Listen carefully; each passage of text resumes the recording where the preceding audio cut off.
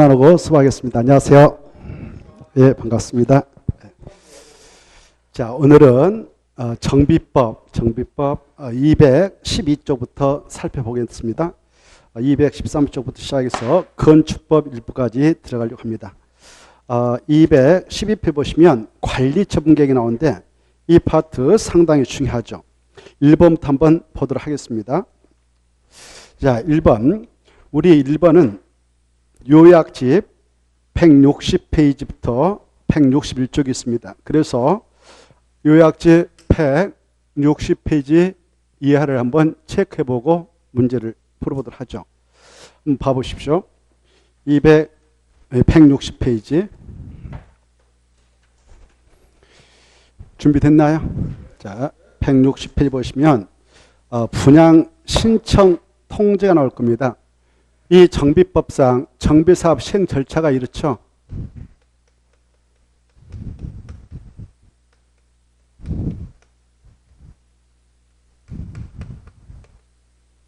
가장 먼저 계획을 수립합니다. 기본 방침. 국토교통부 장관이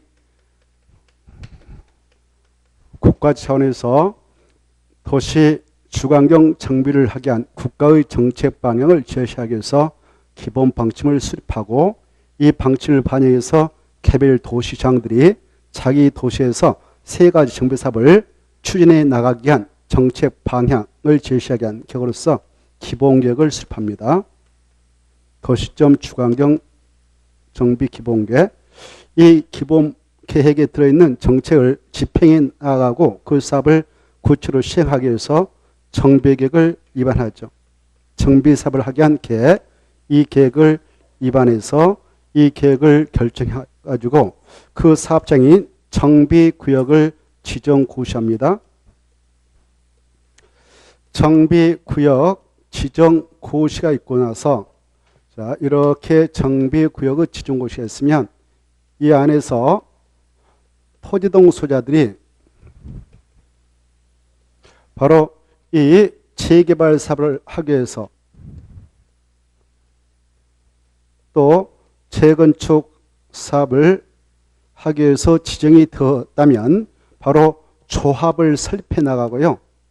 그리고 바로 주관경 개선 사업을 시행해 나가고자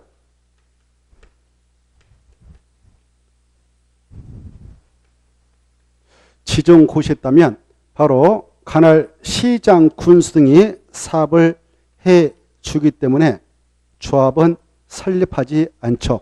그리고 이 정비계획을 입안해 나갈 때 이 계획 내용에다가 이 계획에 따라 정비계획에 따라 이 구역에서 사업을 해 나갈 때 이런 방법을 정해서 하겠다라는 사업 시행 방법도 포함해요.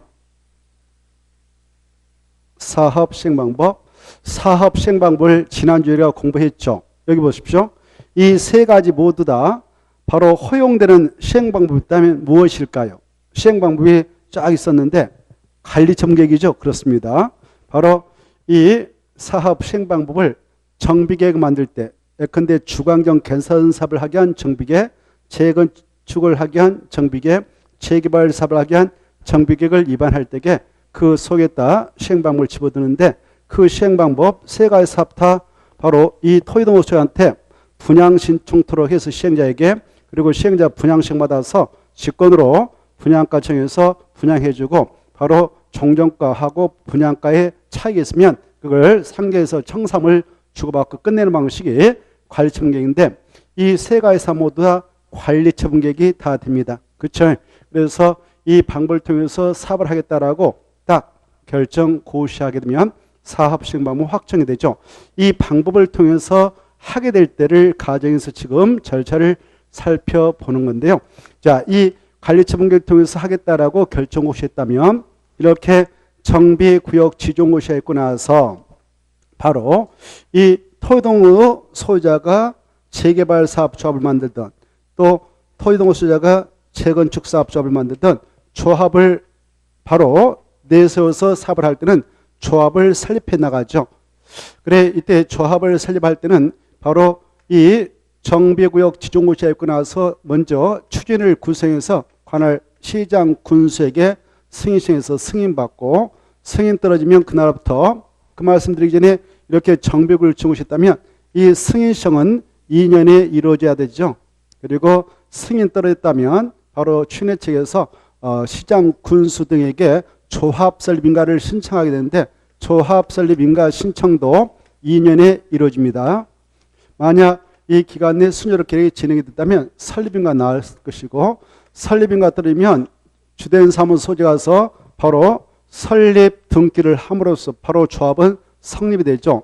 이렇게 조합이 성립이 되면 조합이 시행자로서 사업을 하기 위한 사업 시행 계획서를 작성해서 사업 시행 계획 인가를 신청하죠. 이때 인가 신청은 조합 설립인가 떨어지면 몇 년에 하도록 되어 있었나요? 3년이죠. 그렇습니다. 3년에 신청하고 만약 인가 신청에 들어가면 60일이면 인가 여부가 결정 나와서 나와요. 그래서 인가 떨어졌다 합시다. 인가가 떨어지면 고시예요. 인가 고시. 인가 고시가 있게 되면 이때 봐보세요. 이 시장 군수 등이 사업을 하게 될 때도 마찬가지예요. 이렇게 이네들은 이 절차 없겠죠. 추진에 구성하지 않을 것이고 설립인가 받지 않을 겁니다. 이렇게 사업을 하기 위한 그 정비국이 증오시 되면 그때 이렇게 사업 시행 인가를 신청해서 인가를 받아가요. 그래 사업 시행 인가 이때 여기 봐봐요. 시장 군수 등이 직접 사업을 한다 그러면 자기가 인가권자니까 인가를 자기한테 신청하지 않고 계획서 작성해서 그냥 작성해서 고시한다 그래요. 알겠죠? 뭐 한다고? 작성해서 고시한다 그래. 아무튼 사업 시행 계획서 고시가 떨어졌다. 인가 고시가 떨어졌다. 그러면 그날을 기준으로 해서 여기 사업 시행 인가 고시가 있는 날 또 작성 고시가 있는 날 기준으로 해서 이 사업장 여기가 정비로 합시다. 정비 사업을 하기 위한 사업장이에요. 이 안에 뭐 A 거 토지가 있고 노후화된 건축이 있다. B 거 노후화된 건축물 대지가 있다. 땅이 있다. 그랬을 때 이네들 종전 토지 그리고 건축물 있잖아요. 이것들의 가격을 정합니다. 가격을 정해 철거를 하기 전에 미리 종전가를 싹 정하죠. 이때 종전가를 결정하는 방법은 어떻게 하느냐. 바로 여기 보세요. 자, 이 주거환경 개선 사업하고 재개발 사업을 추진하게 될 때는 관할 시장 군수 등이 선정 계약한 감정평가업자 2명 이상이 들어와요. 2명 이상이니까 2명만 들어와도 합법적입니다. 감정비용 많이 들어가니까 뭐 많이 할 필요 없어요. 법적으로 감정평가업자 2명만 동원시키면 돼요. 그래서 한 업자는 A 거 뭐 2억으로 한 업자는 감정평가업자 2억 2천 합산해 보니까 4억 2천 2로 나누니까 2억 1천이 있다. 그러면 이게 이제 종전가로 확정되는 겁니다. 종전가 싹 확정하죠. 이렇게 종전 토지 건축물 가격을 약속으로 종전가로 합시다. A 것은 뭐 2억 1천이다. B 거 뭐 그냥 3억이다. C 거 있는데 5억이다. 뭐 D 거 있는데 바로 2천만 원밖에 안 된다. 이렇게 이런 것들이 다 나오는 거예요. 사업 시행과 고시 않는 날 기준에서 매깁니다. 이때 재건축 조합은 바로 재건축 사업의 경우는 또 달라요. 재건축 사업의 경우는 관할 시장 군수 등이 선정 계약한 감정평가업자 1명 이상 그리고 재건축 조합 측에서 선정 계약한 감정평가업자 1명 그래 2명이 들어와서 똑같이 이렇게 평균가로서 종료를 확정하죠. 자, 여기 이제 이게 중에 사업 시행과 고시 작성 고시가 떨어지면 종전가가 싹 결정난다 이렇게 하시고 종전가가 결정 나왔으므로 이제 이 사업장에 계신 분들은 내 거 종전 토지 건축물 얼마짜리다 이게 나왔으니까 이삿짐 싸가지고 가실 분들 가는 겁니다. 알겠죠? 그래서 여기 인가 내렸던 시장 이분들은 군수 등은 관할 경찰서장한테 여기 좀 여러 가지 빈집이 속출하니까 여러 가지 초소 같은 거 설치하고 CCTV 설치해서 방과할 때 좀 철저하게 해주십시오 이렇게 요청하게 돼 있어요. 아무튼 그건 뒤로 하고 사업 시행과 고시가 떨어지면 종전가가 얼마란 거 확정되었으니까 이제 이 시행자가 조합이 됐던 뭐 토용호 소유자가 됐던 이 재개발 사업의 경우는 토지동호사가 직접 사업을 하는 경우도 있어요. 그래 이 안에 토지등록소유자 20명 미만밖에 안 된다 하면 조합 안 만들고 토지등록소유자 직접 사발할 때도 있죠. 그때는 정비구역 지정시로부터 5년 이내에 사업신계 인가를 신청해서 받아가죠. 아무튼 토지등록소유자가 사업을 하든 재개발사 그리고 재건축 조합이 재개발 사업조합이 하든 또 시장, 군수 등이 사부 시행자가 됐던 등등 이런 시행자들은 이 사업신가 고시에 들으면 120일 내에 이 토지등록소유자한테 이제 우리 분양 설계할 테니까 분양 신청하세요라고 분양 신청하도록 통지를 해주죠. 분양 신청을 하세요라고 통지합니다.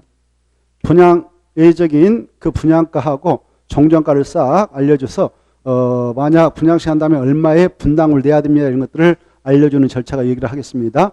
분양 신청 통지는 사업신가 고시에 있고 나서 며칠 내에 이루어지는가 120일 이렇게 하시고 이때 분양 신청 통지를 시행자가 이 토지등록소유한테 여기에 있는 친구들을 토지등록소유를 하잖아요. 이 안에 있는 친구들 이네들한테 이렇게 통지를 하고 분양 대상인 건축물 대지에 대한 일관심내에 대해 분양 공고를 합니다.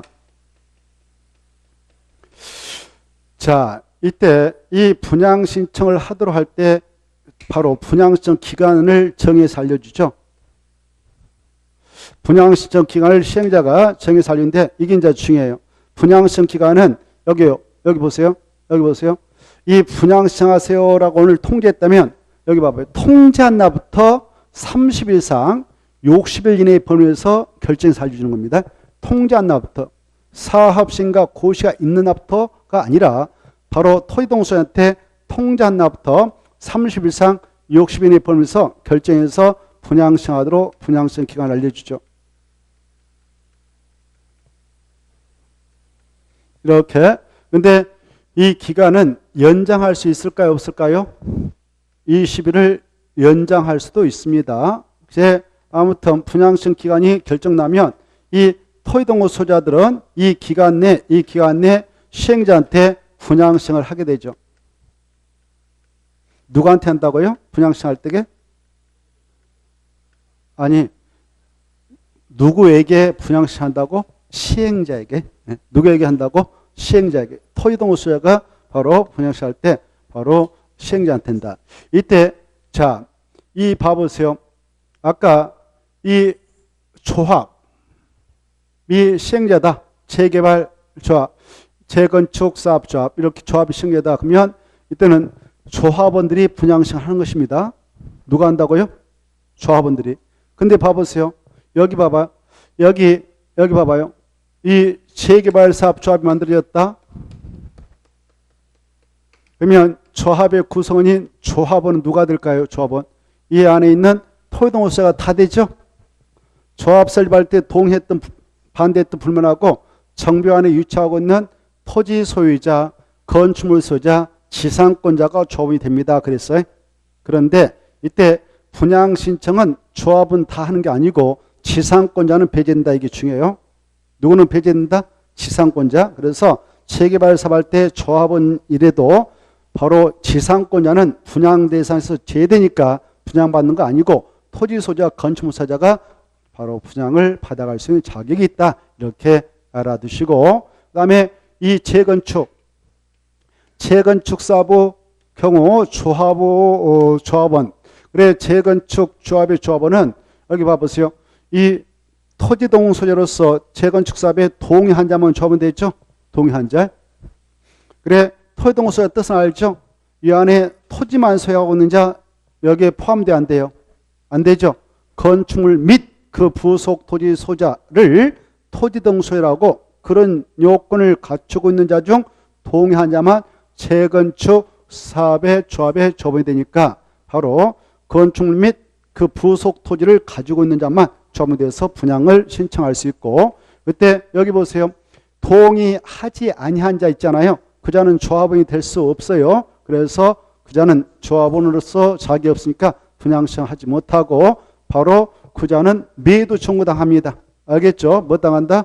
매도 청구당하죠. 그리고 여기에 토지만 소유한 자, 건축물만 소유하고 있는 자도 매도 청구당해요.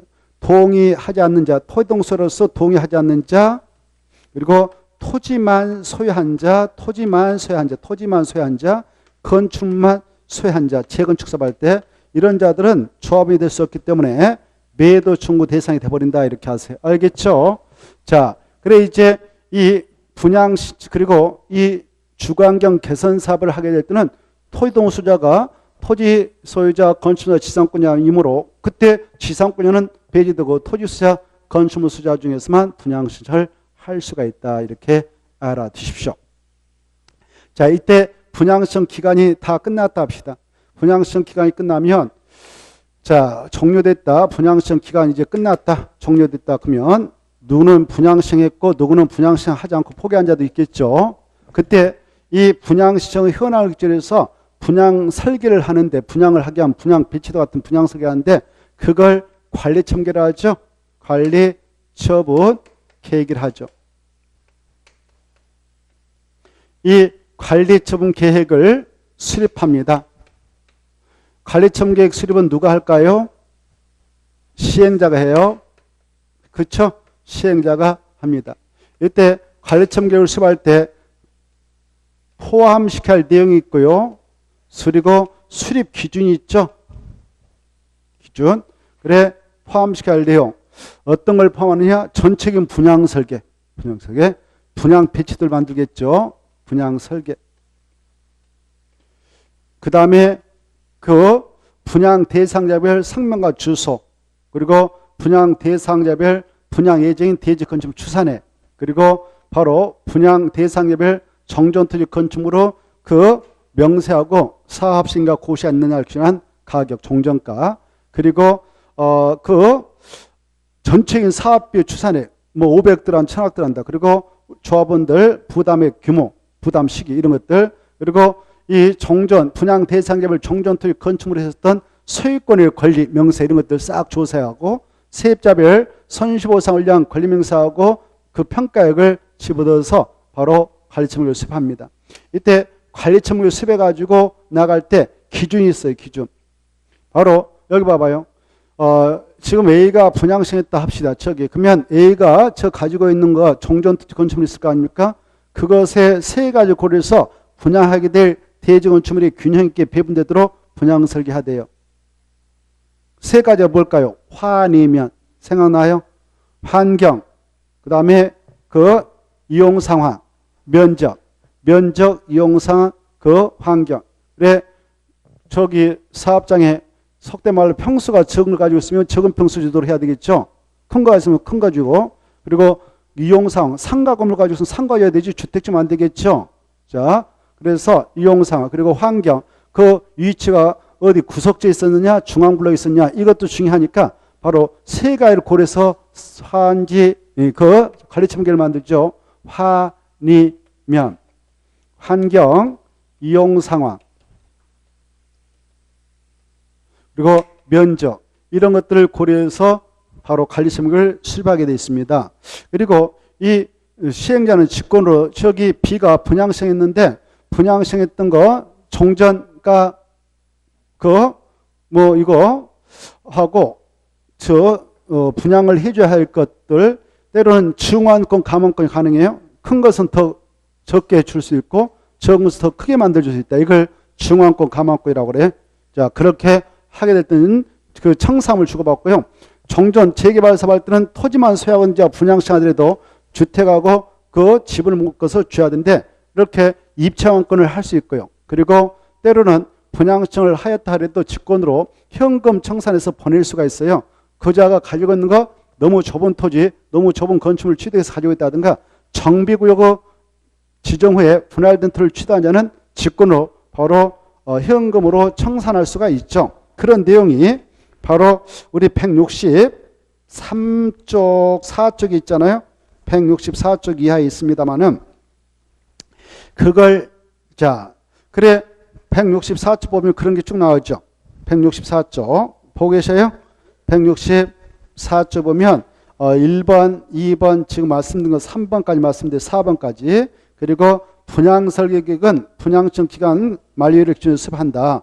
그리고 6번, 7번 이 원칙은 이 안에 사업장에 여러 개를 가지고 있어도 1주택만 주도록 해야 합니다. 1주택 공원칙을 취하고 있죠. 한 사람이 여러 개를 가지고 있어도 한 세대가 여러 개를 가지고 있어도 1주택만 공급을 해야 되고 두 명이서 공유하고 있어도 1주택만 주도록 해야 합니다만은 외회적으로 바로 1주택 공급에 대한 예로서 두 명 이상 1토지를 공유하고 있다. 그런데 시도 조례로 주택 공급에 관하여 따로 정한 바 있으면 시도 조례가 정함에 따라 주택을 공급해도 합법적이고 두 번째 소유한 주택수만큼 주택을 줄 수 있는 토지동호 소유자들도 있죠. 바로 첫 번째, 두 번째, 세 번째, 네 번째 이렇게 있는데 특히 1번이 중요하죠. 과밀 억제 권역에 위치하지 않는 재건축 사업 토지동호 소유자에게는 소유한 주택수만큼 줄 수 있으나 그 과밀 억제 권역이 아닌 장소이지만 투기 과실로 묶여버렸다. 주택법상 조정 대상을 묶였다면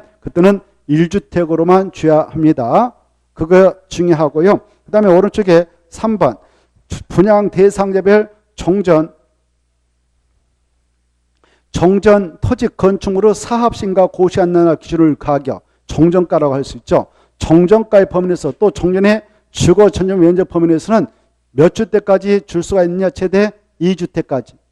여기 지금 보니까 여기 자 C라는 사람이 5억짜리 가지고 있다 그러면 5억 범위 내에서는 2주택까지 줄 수 있어요.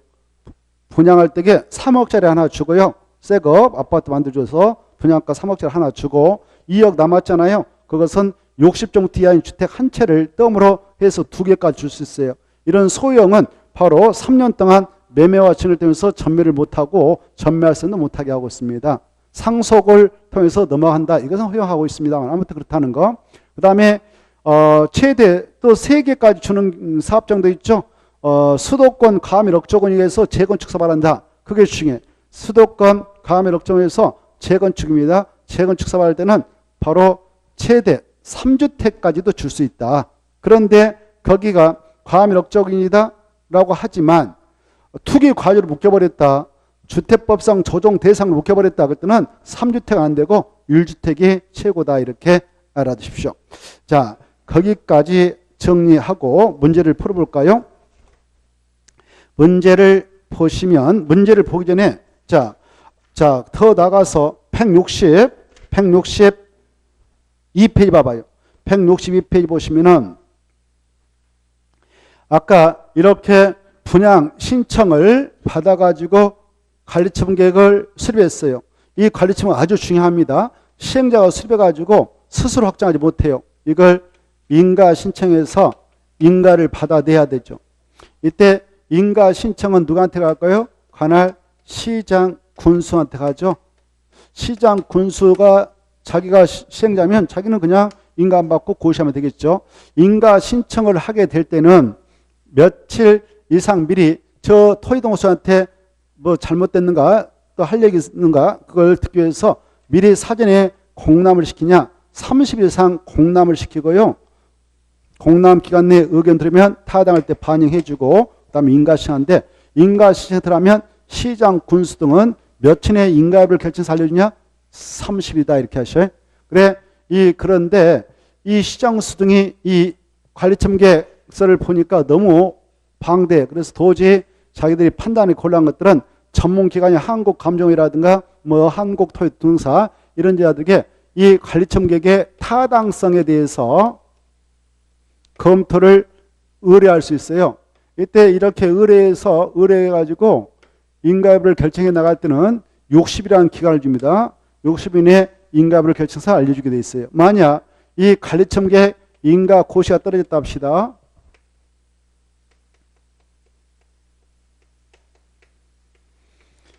이 관리첨계 인가 고시가 떨어지면 시행자는요. 여기 보세요. 이 정비사비하여 탄생된 건축 및 대지를 반드시 이 관리첨계에 따라 공급을 해야 됩니다. 알겠죠? 무슨 계획에 따라 공급해야 한다고? 정비사비하여 조성된 건축물 등은 반드시 이 관리첨계에 따라 공급을 해야 됩니다. 이걸 통해서 분양을 해라 그 말입니다. 그만큼 중요한 것이 관리첨계이죠. 이때 관리처분 계획이 이렇게 확정되어지면 인가 고시가 떨어지면 확정되는데 이때 여기 보세요. 인가 고시가 떨어지면 확정된다고 그랬죠. 이 인가 고시가 있은 날. 이 오늘이다. 8월 오늘이 몇인가요? 19일인가요? 19일이다. 그러면 다음 날 내일이죠. 내일부터 여기 아까요. 여기 보세요. 분양 신청 기간 내에 분양을 신청하여라 했는데 바로 여러 가지 사유 때문에 분양 신청을 하지 아니한 자. 분양 신청 기간 내에 분양 신청했다가 철회한 자. 그리고 또 여기 보세요. 여기 투기 관료로 묶인 장소에서 이미 분양 대상자가 되었던 자는 분양 대상자가 된 날부터 5년에는 다시 분양을 못 받게 제한해 버립니다. 그래서 그에 해당해서 분양 못 받게 된 친구들, 이런 자들. 또 아까 그 분양 신청해 봤는데 너무 좁은 토지, 너무 좁은 건축물 지역에서 가지고 있었던가 정비구역 지정 후 분할된 토지를 취득한 자들은 바로 시행자가 직권으로 현금 청산해서 줄 수 있기 때문에 관리청계 수업할 때 제했던 자들, 분양 대상이 취해버린 자들, 이런 자에게는 바로 손실보상에서 줍니다. 뭐 준다고요? 손실보상에서 주죠. 손실보상. 얘네들 집과 땅과 다 준다 그 말입니다. 근데 이 손실보상 절차는 여기 보세요. 관리청계 인가 고시가 있는 날부터 바로 며칠에 협상에 들어가야 되냐? 90일이다. 이거 며칠이요? 90일에. 꼭 알아주세요. 이 분양시청 여기 보세요. 관리청 인가 고시가 있는 날로부터 이제 바로 90일에 손실보상을 위한 절차에 들어가는 겁니다. 손실보상을 위한 절차에 들어갑니다. 그런데 말이죠. 이때 들어가도 괜찮아요. 여기 시행자가 여유가 있으면 분양시청 기간이 종료되면 그 다음날부터 손실보상을 위한 절차에 들어가도 합법적이나 자기가 바빠서 못 들어간다고 했을 때 아무리 늦어도 관리청 인가 고시가 있는 날부터 90일에 손실보상 협의에 들어가야 된다. 이렇게 알았어요. 그래 90일 이내 손실보상을 협의를 하게 되는데 결렬될 수도 있잖아요. 결렬되게 되면 이 기간이 끝난 날 그 다음 날부터 60일에 바로 이제 강제로 그 금액을 결정해야 될 거 아니에요. 그러기 위해서 토지수용했다가 수용재결 신청을 해야 돼요. 뭘 한다고요? 수용재결 신청. 얼마 보상금 주고 끝내면 좋겠습니까? 라고 신청을 해야 돼요. 아니면 법원에다 매도 청구 소송을 제기합니다. 그래서 강제로 보상가를 결정해 나가도록 하고 있습니다. 그 내용이 161쪽이 있습니다. 161쪽. 찾나요? 몇 쪽이 있다? 161페이지. 이제 금방 설명한 거. 161페이지. 관리청기 인가 고시가 된 날부터 며칠 내에 손실보상 협의에 들어간다? 90일. 다만 시행령은 분양시청 기간 종료일 다음 날부터 협의를 시작해도 합법적이다. 그리고 가로 2번 그 90일이란 기간 내에 손실보상 협의가 이루어지지 않으면 성립되지 않으면 그 90일이란 기간이 만료된 날 다음 날부터 60일에 수용재결 신청하거나 매도 청구 소송을 지역에서 처리해야 한다. 그리고 60일이란 기간이 넘어가서 재결 신청했다. 매도 청구 소송이 들어갔다. 그러면 지원 이일수에 따른 이자도 지급해야 된다. 시행자가 아까 그 분양받게 돼 있지 않는 자들에게 이거 좀 봐두시고 그 다음에 넘어가셔서 162쪽 아까 이렇게 분양 신청을 받아가지고 보니까 지금 분양할 예정은 1000세대인데 분양 신청자가 950세대에 해당했다. 그러면 50세대 남죠? 50세대는 162페이지의 규정에 따라 일반 분양이 가능합니다. 3번 보면 사업시행자는 토지동호소로부터 분양 신청을 받은 후 자녀분이 있으면 조합정관 또 그 사업시행 계획으로 정하는 목적을 위하여 그 자녀분을 보류지 보류건축물로 정할 수도 있고 조합원 애허자, 토지동호소자 애허자에게 일반 분양도 할 수 있다. 이렇게 알아주십시오. 그리고 자, 이 봐보세요. 아까 관리청계 인가를 받으면 이 관리청 계획은 확정돼서 이 계획대로 분양을 해주는 공급이 이루어져야 되는데 인가받고 나서 이걸 변경하려고 한다. 그때는 다시 변경인가 신청해서 변경을 받아야 되는데요.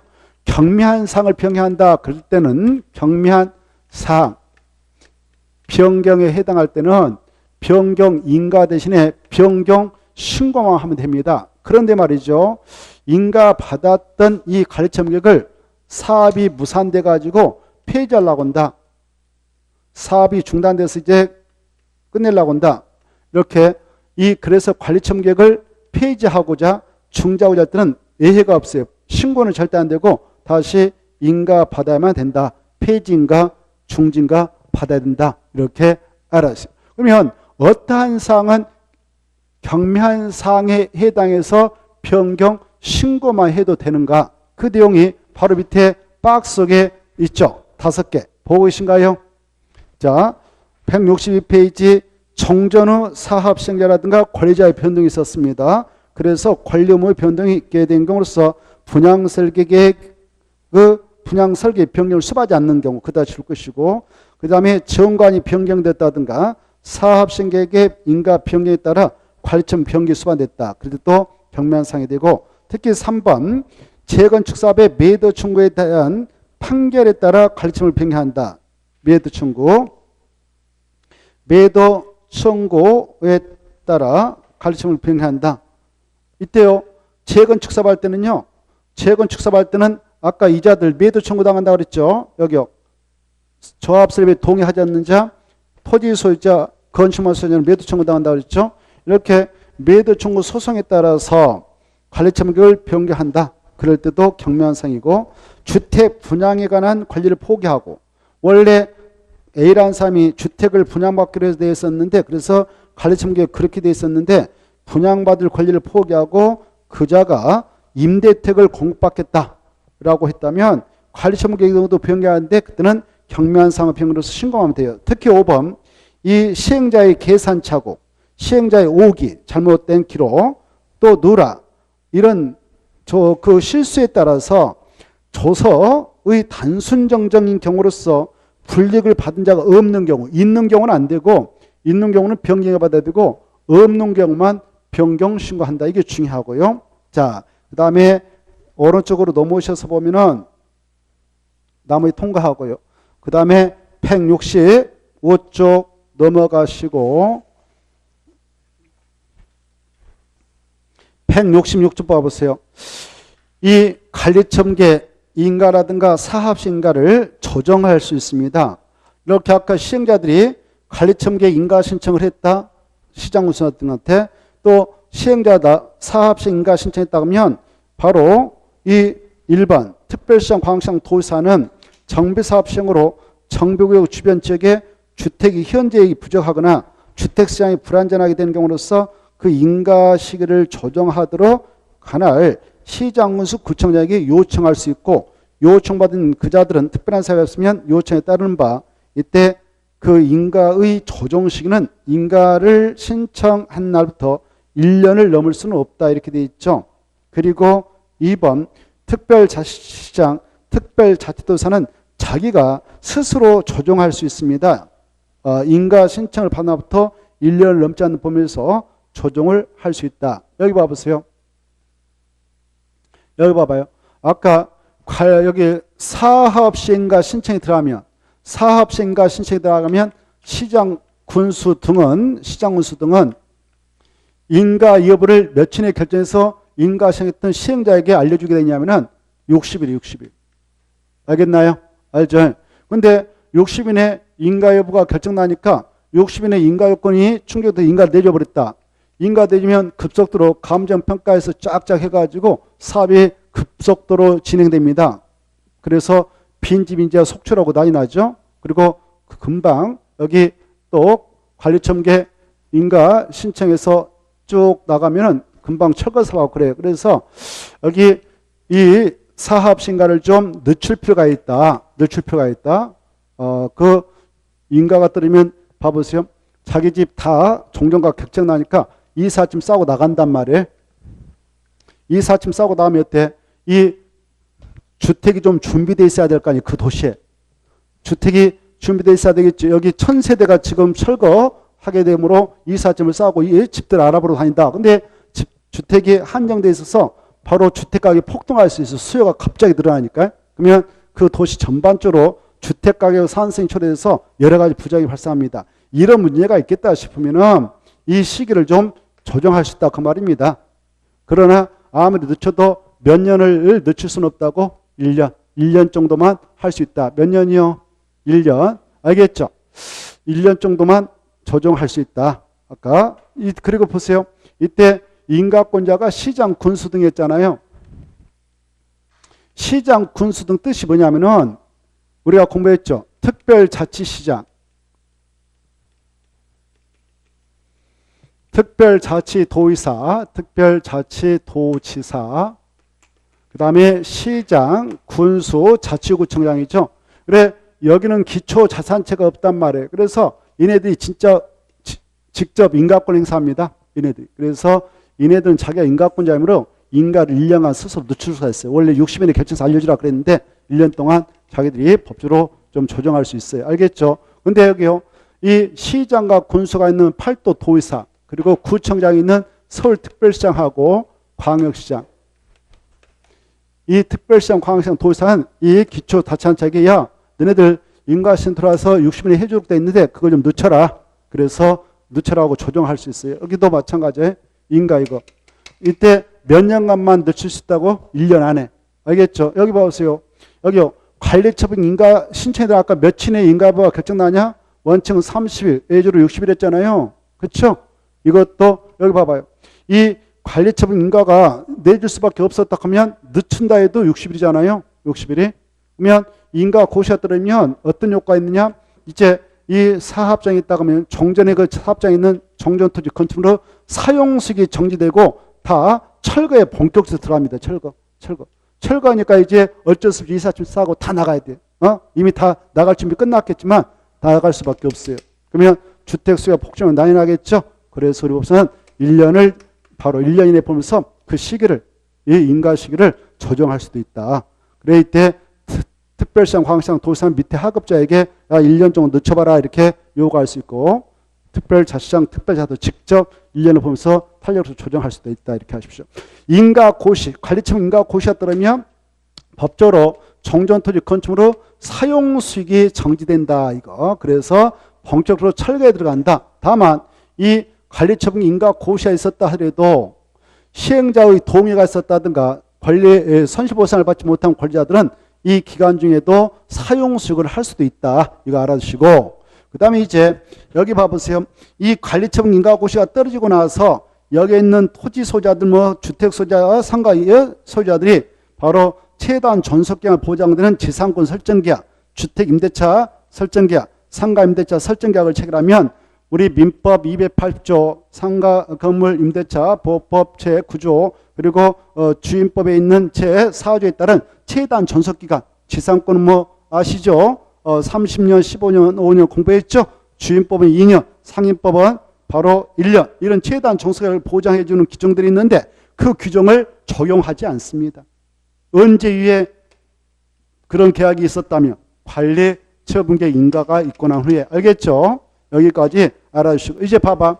그래 이제 관리처분 인가가 고시됐다면 기존의 주물 사용수익이 정지돼서 싹 철거해버렸어. 여기 뭐야?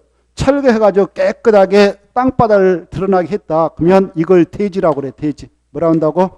대지. 정비사업하여 조성된 땅을, 토지를 뭐라 하냐? 대지라 한다. 대지 때자 아파트면 아파트 공사할 거 아니에요. 공사를 진행해서 공사가 다 끝났다.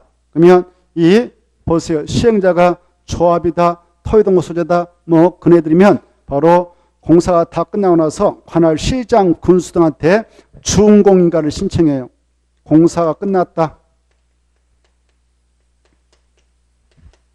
공사 완료되면 준공인가를 신청해서 여기 봐봐요. 아까 인가받았던 사업 시행객대로 공사가 완료됐다 그러면 준공인가 내주고 고시해 줍니다. 이렇게. 여기 보세요. 중요합니다. 준공인가 시대제.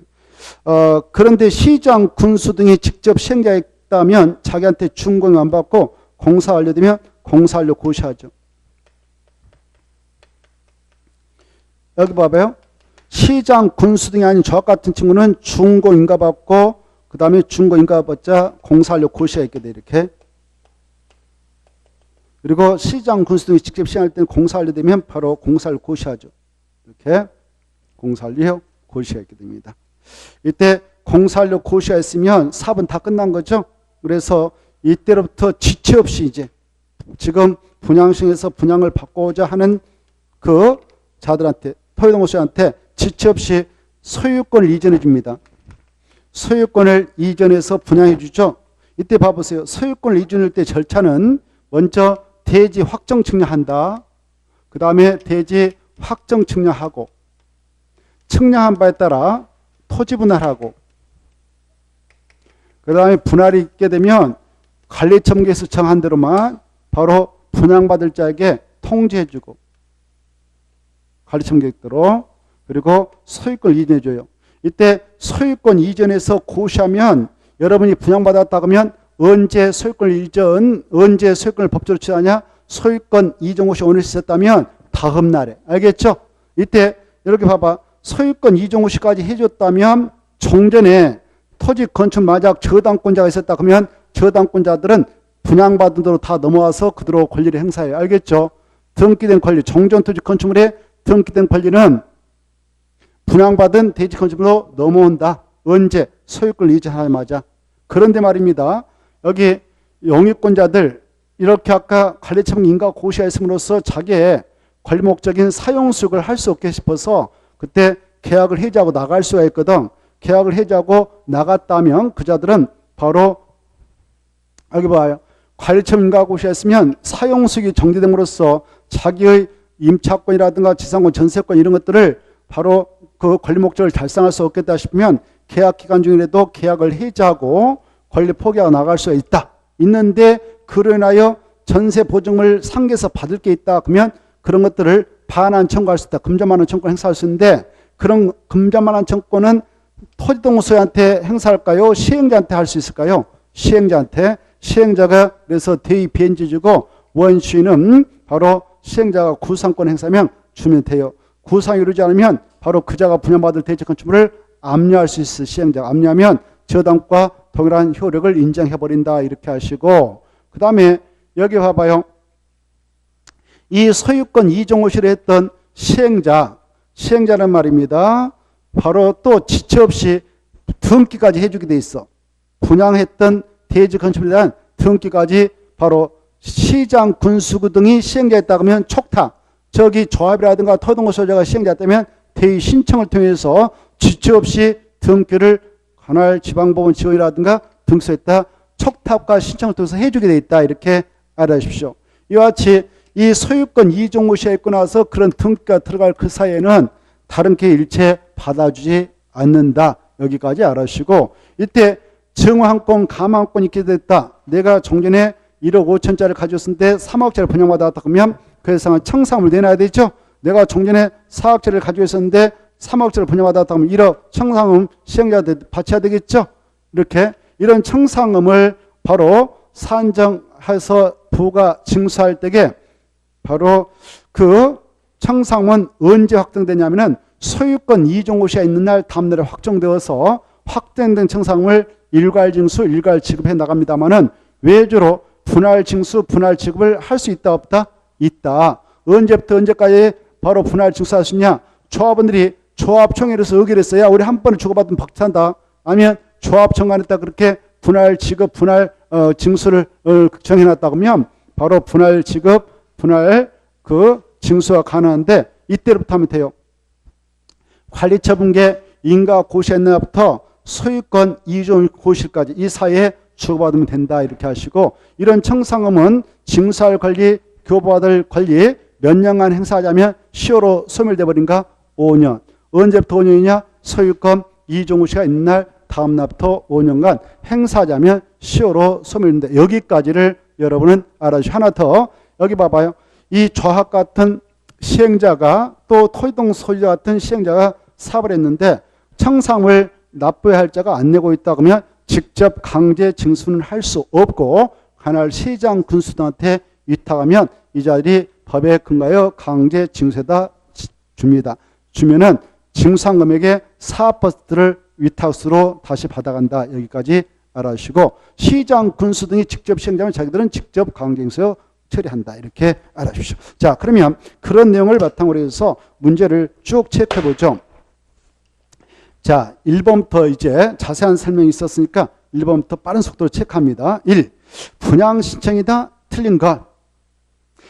1번 사합신고는 사합신가 고시한 날부터 며칠 내에 바로 분양청 기간 등을 토대면서한테 분양 통지하도록 하고 일간 시험 때 공고하는가? 며칠? 60일 틀렸죠? 120일. 며칠? 120일. 아까 했잖아요.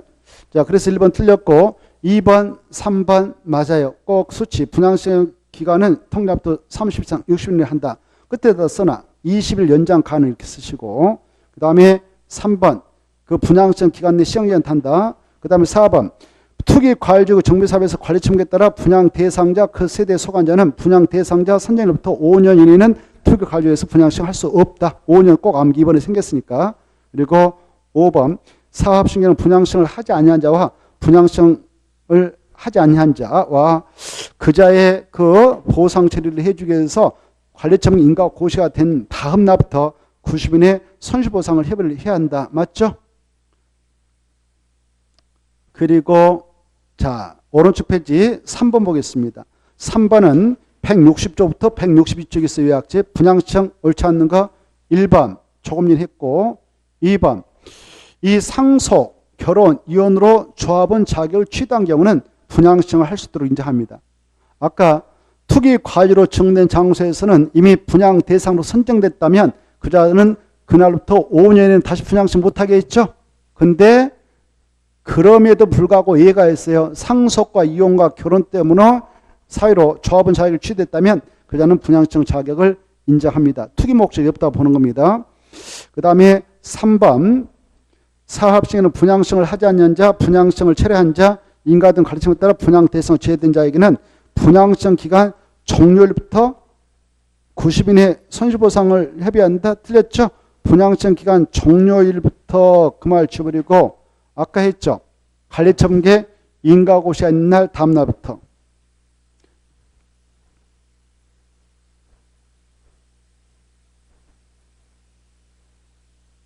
관리처분계 인가고시가 있는 날 다음 날부터. 관리처분계 인가고시가 있는 날 다음 날부터 90일 내에 손실보상에 관한 협의를 해야 됩니다. 그러나 외조로 아까 그랬죠? 외조로 이 분양시청 기간이 끝난 날부터 오늘 분양시청 기간이 끝났다 그러면 그 다음 날부터 손실보상 협의를 해도 돼요. 알겠나요? 네, 그거 그래서 3번 틀렸고 4번, 5번 꼭 읽어두십시오. 중요합니다. 넘어가시고 4번. 4번은 162쪽부터 163쪽이 있죠. 관리처분계획 내용 포함할 사항이 아닌 거.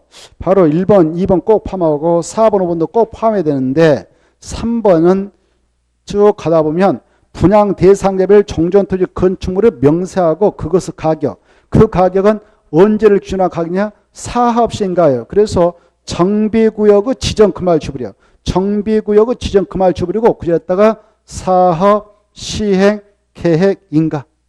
사업 시행 인가. 4번 문제 4번에 3번 보고 있습니다.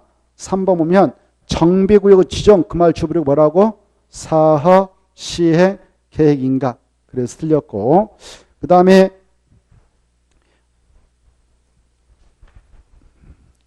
넘어가세요. 넘어가서 보면 6번을 하나 볼까요? 6번을 보면 관리처분계획이다 틀린 거.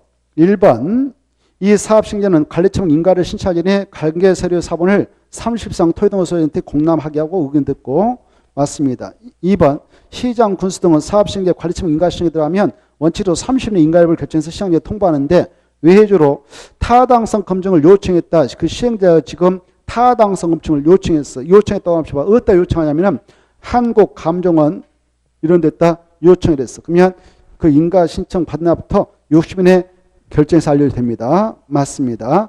4번 시장 군수 등이 인가한 때는 바로 고시를 해주고요. 맞고 5번 특별시장은 관리처분 인가의 시기를 조정하도록 해당 구청장에게 요청할 수 있는데 이 경우 요청받은 구청장은 그 요청에 따라야 하며 조정 시기는 인가를 신청하다 몇 년을 넘을 수 없다? 1년. 그래서 2년 틀렸죠? 넘어가시고 그 다음에 7번 보겠습니다. 7번을 보시면 관리처분계획이다. 틀린 거. 1. 조합원 분담 규모가 분양 대상자별 분담금 추산액 총액을 기준으로 100분의 20 이상으로 대통령을 정하는 비율 이상 늘어난 경우는 시장군수 등은 가르침계획의 타당성 검증을 요청한다. 이것은 165쪽에 있어요. 맞습니다. 그 다음에 2번도 166쪽에 있어요. 맞아요. 그래 조합원 5분의 1 이상이 관리청 인가 신청이 있으나부터 15년에 시장군수 등한테 타당성청을 요청하면은 시장군수 등은 관리청계 타당성청을 아까 전문기관에게 요청해야 합니다. 그 다음에 3번 타당성 검증을 요청하는 경우에 시장군수 등은 관리청 인가 신청을 받았다면 며칠 내에 인가비를 결정해서 시장에다 알려주면 되냐? 60일. 그래서 30일 틀려고 아까 했죠. 165페이지에서 봤죠. 그리고 4번 아까 했습니다. 이 관리청 계획에는 분양 대상별 정정토지 건축물을 명사하고 가격이 꼭 포함되었는데 그때 가격은 사업 시행 계획 인가 고시가 있은 날을 기준한 가격이다. 맞아요. 포함되어야 된다. 162쪽에서 봤고 그 다음에 5번 맞습니다. 8번 보겠습니다. 8번은 164쪽부터 165쪽까지 있는 내용인데 자 관리청 계획 수립 기준이다. 잘못된 거. 1번 지나치게 좁거나 지나치게 넓은 토지 건축물을 증가 감축해서 적정 경화가 되게 할 수 있어요. 이걸 중환권 감안권이라 합니다.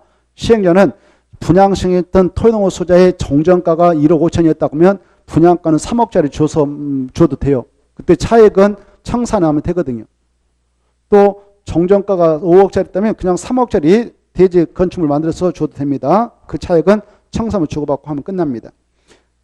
그 다음에 2번 틀렸죠. 분양 설계 계획은 언제를 규정하냐? 바로 아까 분양청 기간 만료일이죠. 그래서 사업 시행인가 고시일 틀렸어. 사업 시행인가 고시일이 아니라 분양 신청 기간 만료일. 분양 신청 기간 만료일. 그래서 틀렸고 3번 한 세대가 한 사람이 하나 이상을 소유한 경우 뭐 좀 말이 안 맞은데 말이 잘못됐어. 이상 을자 주어버리고 이상의 하나 이상의 주택 또는 토지를 그렇게 써요. 말이 좀 몇 급 잘못 써놨어. 자 다시 한 세대 또는 한 명이 1인이 하나 이상의 주택 을자 주어버리고 그 자리에다 을자 지우고 그 자리에다가 주택 또는 토지를 이래 말이 거래요. 한 세대 또는 1인이 하나 이상의 주택 또는 토지를 소유한 경우 1주택을 공급하고 같은 세대에 속하지 않는 2명 이상의 1주택 1토지를 공유한 후에도 1주택만 공급한다. 이게 원칙이죠. 원칙 그때 써놔요. 원칙. 그런데 4번 이 과밀 억저 권익에 위치하지 않냐 그 말 중에 과밀 억저 권익에 위치하지 않냐 재건축 사업 경우는 소유한 그 말 써요. 주택 쏠 때 주자 앞에다 소유한 그 말 빠졌어. 소유한 그 말 주자 앞에다가 소유한 이 말을 써야 돼. 소유한 주택수만큼 공부할 수 있다 이렇게 말해야 돼. 왜 그렇게? 그래 다시 한번 과밀 억저 권익에 위치하지 않는 재건축 사업 경우는 소유한 주택수만큼 공부할 수 돼요. 다만 그 과밀 억저 권익에 위치하지 않는 재건축 사업인데 투기 과열지구 조정 대상직이면 최초 사업신가를 신청한 재건축 사업 토지용 수정에 제외된다. 그 말은 1주택만 제외하는 것이다. 그 말이에요. 자, 재건축 사업이 과밀 억저 권익 안장소에 할 때는 소유한 주택수만큼 줘도 돼. 근데 과밀 억저 권익이 아닌 장소이지만은 투기 과열지구 또는 조정 대상을 붙이면 소유한 주택수만큼 줘서는 안 된다. 1주택만 주도록 해야 한다. 이렇게 하시고 5번 과밀 억저 권익에서 투기 과열지구와 그 조정 대상적에 위치하지 않는 재건축 사업은 3주택까지 줄 수 있어. 근데 과밀 억저 권역에서 투기 가지고 조정 대상적 위치까지 줄 거 봐요. 위치까지 줄 것이 밑에다 써.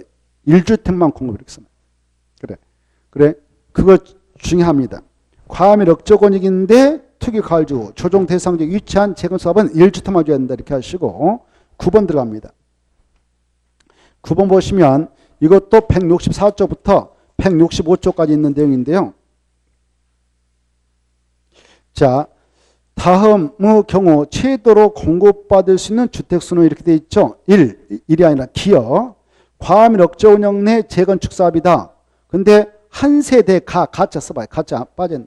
1세대 가 3주택을 소유한 자다. 근데 투기 과열 주고 조정 대상직이 아니다.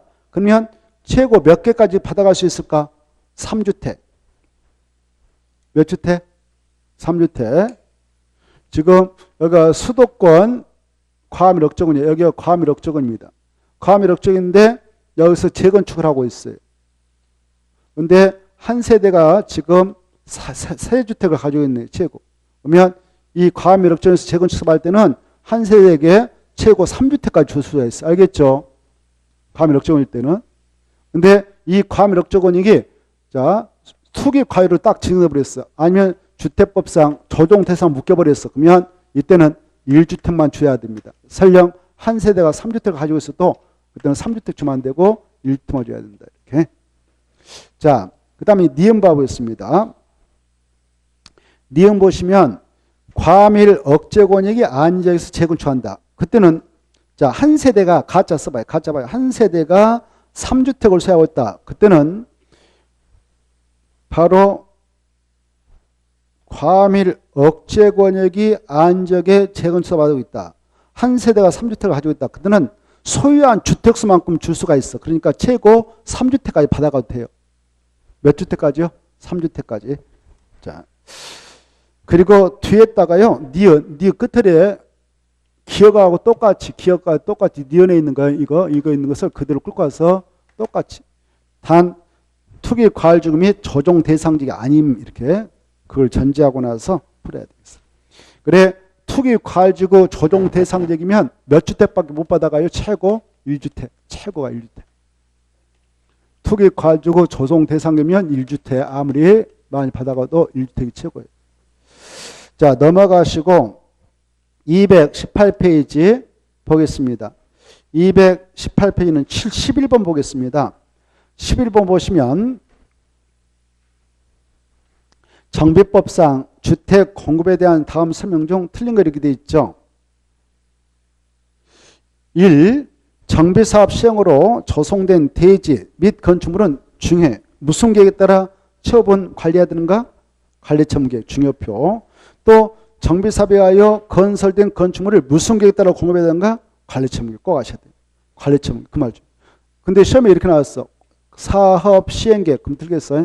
사업 시행계획에 따라 공부한 거라 관리처분계획에 따라 공급해야 돼. 관리처분계획.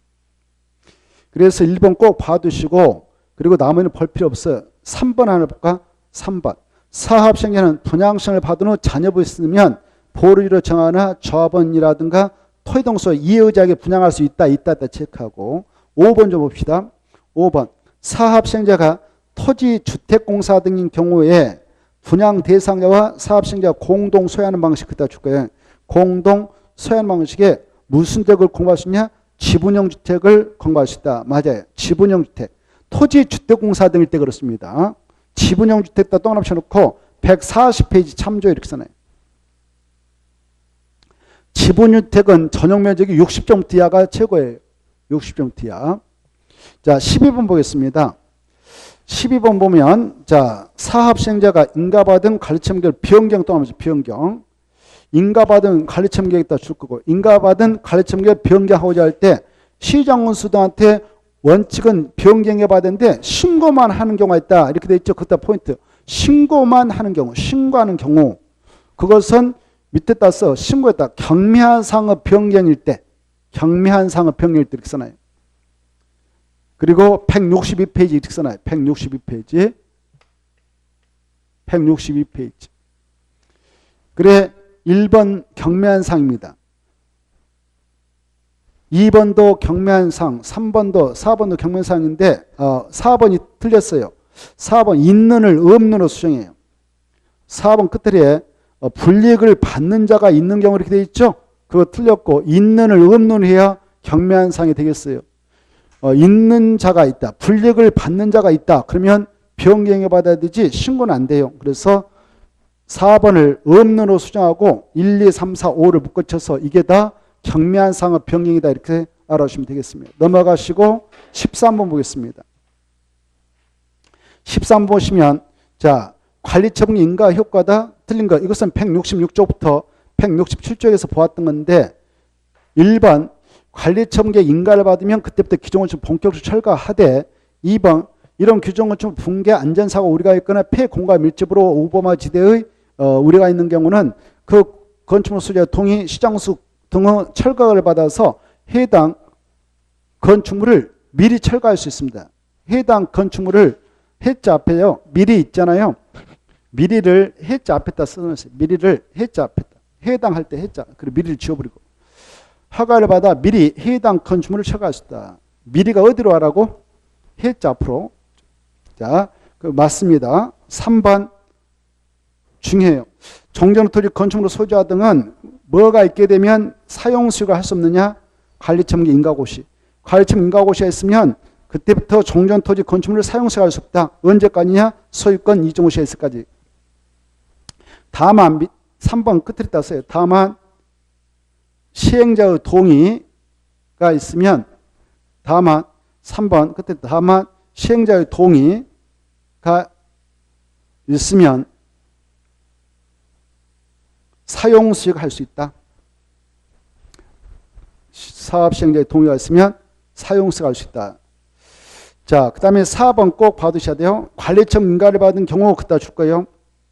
밑에 따서 종전토지 건축물로 사용수익이 정지되고 기존건축물 철거 시작 이렇게 종전토지 건축물로 사용수익이 정지되고 기존 건축물 철거 시작함. 기존 건축물 철거 시작함. 철거를 시작하니까 바로 지상권 계약을 했다. 전세권 계약을 했다. 그러면 민법 밑에다 280조 주택임대차 보호법 4조 상가건물 임대차 보호법 9조 여기에 있는 최단 존속기간이 있는데 그 규정을 적용해준다 안 해준다? 안 한다. 중에 마지막에 그 다음에 5번 이 정비사업 시행으로 인하여 임차권의 목적을 달성할 수 없는 때에 그 권리자는 계약을 해지할 수 있으며 이로 인하여 전세 보증금 같은 금전만한 채권을 행사할 수 있는데요. 금전만한 채권의 행사는 시행자에도 할 수 있다. 없다가 틀렸어. 있다. 아까 했죠. 167쪽에 있어요. 167쪽.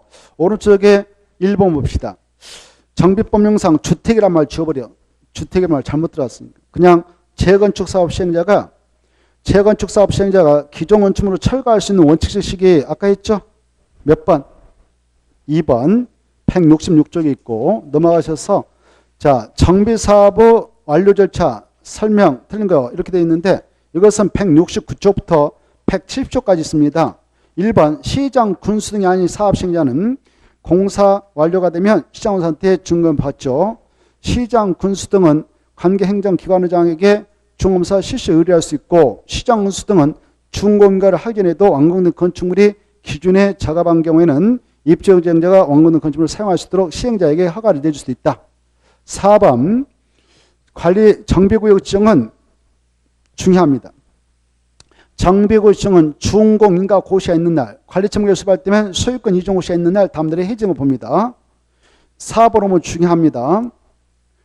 이렇게 정비사업이 다 끝나면 더 이상 묶어놓을 필요 없으니까 준공인가 고시가 있는 날 다음날 관리청을 수배해서 사업을 끝냈다면 소유권 이종 고시가 있는 날 다음날에 해제가 간다는데 5번 이 경우 자 정비사업이 다 끝나가지고 해제했단 말입니다. 이 경우 지자체는 그 지역을 해당 지역이 뭐예요? 지금 정비구역이 해제됐단 말이죠. 정비구역이 해제된 지역이란 말이에요. 4번 같이 정비구역이 해제된 지역을 국토협상 무슨 계획에 따라 관리하냐? 지구단위 계획 줄 거. 지구단위 계획에 따라 관리해야 되고 정비구역이 해제된 경우에는 정자 앞에다 말을 써봐요. 정비구역이 해제된 경우 할 때 정자 앞에다가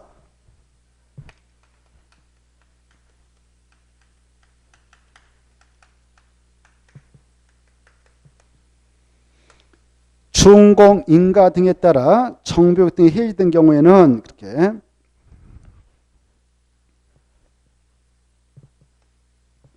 그래 준공, 인가 등에 따라 정비구역 등이 해제된 경우에는 는자 쓰세요. 경우에는 조합도 해산된다 틀렸어. 조합도 해산된다 할 때 된다를 지워버리고 되지 않고 조합은 은자로 조합은 해산되지 않고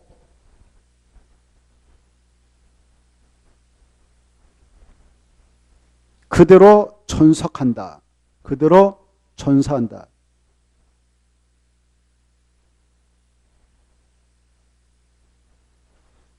즉, 한마디 써봐요. 즉, 조합의 존속에는 영향을 주지 아니한다. 조합의 존속에는 영향을 주지 아니한다. 시험에 나옵니다. 중요합니다.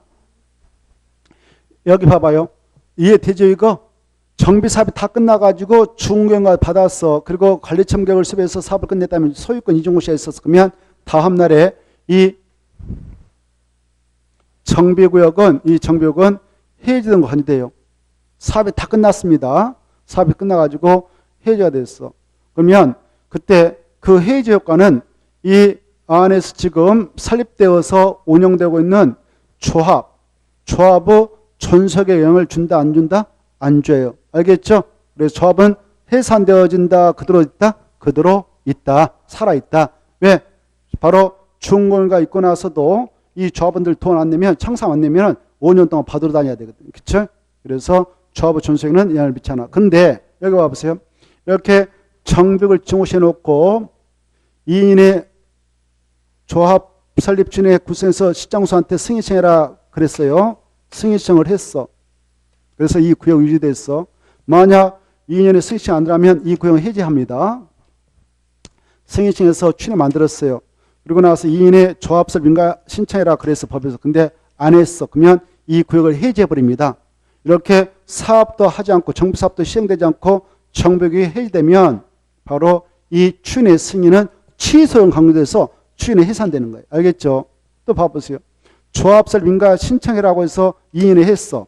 2년에 했는데 인가 받고 나서 등기하면 조합은 성립되거든. 조합인 시행자가 인가 받고 나서 3년에 사합식 인가를 신청해야 되거든. 근데 3년에 안 했어. 안 하면 이 정벽을 해제해야 돼요. 해제하게 되면 그 해제가 됐을 거 아닙니까? 해제가 됐을 때 효과는 이 조합 설립 인가도 취소된 간주해버려. 알겠나요?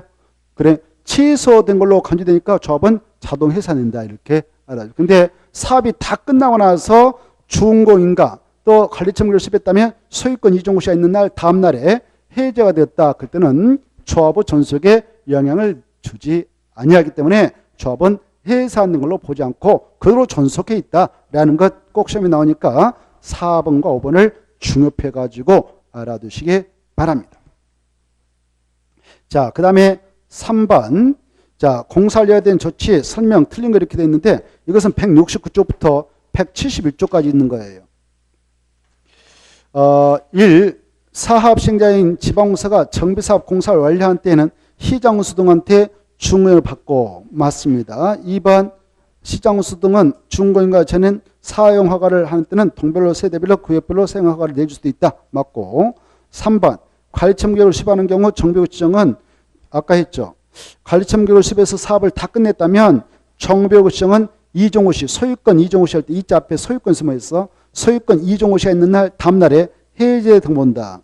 이와 같이 4번 중공인가 등자 써봐. 중공인가 등에 따른 정비구 등의 해제가 있으면 조합은 해산된 걸로 본다. 보지 아니한다? 보지 아니한다 그랬죠. 본다가 틀렸어. 아까 저 위에 4번 5번에서 보았던 거예요. 그리고 5번 중요해요. 5번 관리처분에 따라 소유권을 이전한 경우 건축물을 분양받은 자는 이종호시 이자 앞에다 소유권 이종호시가 있는 날 다음 날 중에 있은 날 다음 날에 그 건축물 소유권을 취득한다. 이렇게 받으십시오. 여러분들 힘드신가 좀 쉬었다 하죠.